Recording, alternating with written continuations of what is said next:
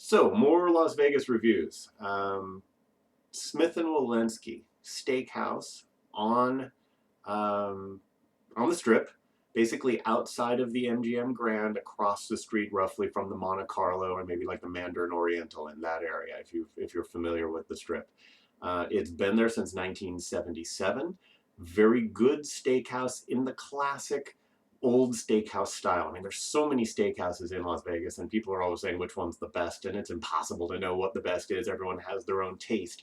But this is your old school, kind of looks like a pub type of steakhouse. It's not the new age of steakhouse with all the amazing sauces and the fancy stuff that they're doing and that kind of thing. This is very old school feeling. If you've ever been to like the Palm or a place like that, it's very similar to the Palm in that type of feeling.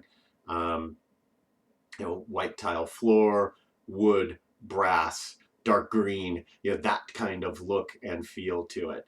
The food, they did a very nice job. I was perfectly happy with it. I had a filet mignon. My dining partner had a T-bone. Both liked those. We had sides galore. Truffle mac and cheese was really good. The sauteed mushrooms and onions, we really enjoyed that. Then it was funny because the people and portions were gargantuan. I mean, typical in steakhouses. Be prepared to take a lot home. And of course, you're in Las Vegas, so you're not taking anything home. So, like everywhere else in Las Vegas, you're wasting 8 tons of food, and it's frustrating. But oh well. Um, but the funny thing is, the table sitting next to us was three guys. Literally two guys who weighed 300 pounds and a guy who weighed 400 pounds. I'm guessing, but when three guys between them who weigh 1,000 pounds between the three guys can't finish their food because what was funny, they ordered, it was one of their birthday, and they ordered the chocolate birthday or the chocolate cake. And this monstrosity, it's like a claim jumper. If you've ever eaten a chocolate cake at claim jumper, it's like a foot high and layers of chocolate ganache and then chocolate cake or not chocolate ganache, but chocolate mousse, and it was huge.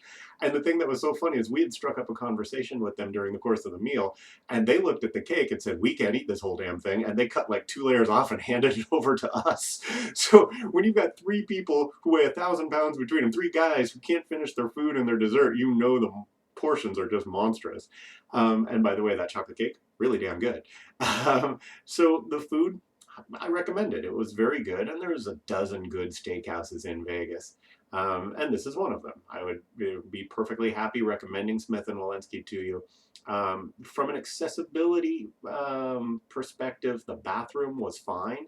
Had the wide stall, had all the handles and lowered sinks, and they did a good job with that. There was enough space to get around. I mentioned in a lot of my reviews what I call pants killer chairs, which are just hardwood chairs that if you're wearing braces, prosthetics, that just destroy your pants. And they had some that were hardwood and then some that were nice and padded. So you could get, if that's an issue for you like it is for me, because I wear prosthetics on my legs. Um, yeah, do I wear prosthetics or orthotics? Anyway, I can never remember. I have legs, but I put braces around them. Anyway, so if that's an issue for you, the chair is not a problem. There's room for wheelchairs. The one issue that I saw from an accessibility standpoint is that the entrance, there's two entrances to the restaurant. There's a small side entrance, which is where taxis and Uber will drop you off. There's the front entrance, which actually fronts onto the Strip, which you have to be walking to get into. So that's all fine. Your taxi or your Uber driver drops you off on the little alleyway, basically, on the north side of the building out in front of the MGM, because it's got its own little driveway. The problem is when you get out there, there's no curb cuts. So you get out, and if you have a problem with a step and it's a fairly large curb, I couldn't get up it. So you wind up having to walk back out to the Strip. So you literally are walking up about 30 yards of driveway where any cars coming and going there. It's not a busy street or anything. It's just a direct driveway off of the Strip. But if anyone else comes in, I mean, a cab did come whipping around the corner after I had done that. After I had gotten up on the sidewalk and was out of the way, but I was thinking, well, if that cab had whipped in there 30 seconds earlier, I would have been standing right there. So the front, basically they need a curb cut on the side entrance because that's where all the cars are dropping you off.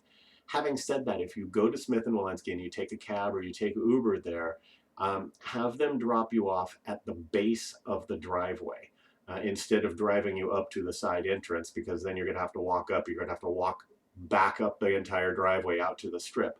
Have them drop you off at the sidewalk by the where the strip and the the driveway branches off of the strip, and then walk to the front door, which is not a far walk. It's probably 20 yards, but at least that way you don't have that issue of getting out in a place and then having to walk where cars are driving and just hope that nobody takes a right turn into that driveway and wipes you out. Other than that, perfectly accessible, good restaurant. Smith and Wollensky, been there since 1977, and I can see why it's been there that long.